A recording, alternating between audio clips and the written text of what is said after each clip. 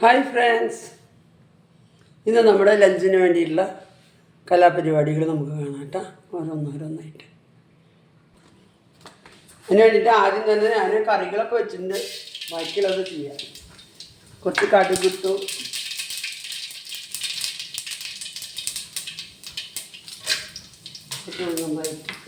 കുറച്ച് മുളകിട്ടു. നമ്മൾ രസത്തിന് അരച്ച് വെച്ച മിക്സാട്ടാണ്. കുരുമുളക്, ജീരകം, വെളുത്തുള്ളി, കറിവേപ്പില, മല്ലിയില. വെറുതെ ഇട്ടാലേ അതെല്ലാവരും എടുത്ത് കളയും.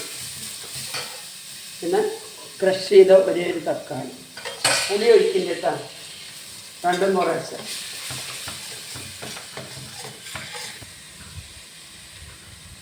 കുറച്ച് കായപ്പൊടി ഇട്ടാണ്.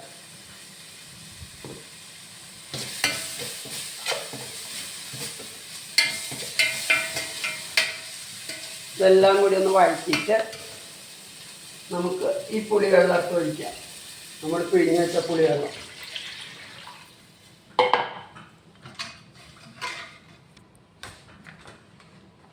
കുറച്ച് മഞ്ഞൾപ്പൊടി ഇടാം കേട്ടോ. കുറച്ച് ഉപ്പിടാം.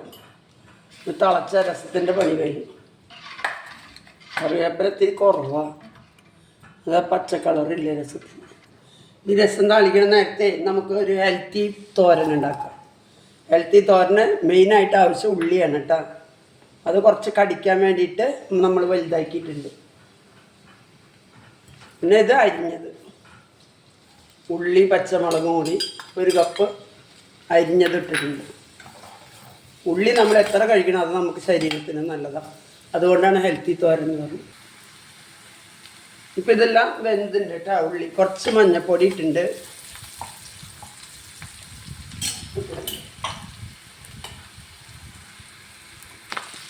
അത് കഴിഞ്ഞാൽ മുരിങ്ങയുടെ ഇല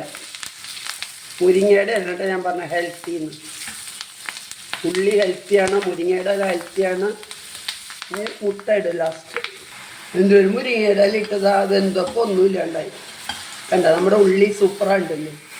ഇത് നമുക്കിതിൽ 3 മുട്ട ഉടച്ചു കുത്താം. മുട്ട കഴിക്കാത്തവർ തേങ്ങിക്കാം. ഇത് മിക്സ് ആക്കേണ്ടവർ മിക്സാക്കാം. മിക്സ് ആക്കാണ്ട് അങ്ങനെ ഇടുന്നവർ അങ്ങനെ ഇടാം.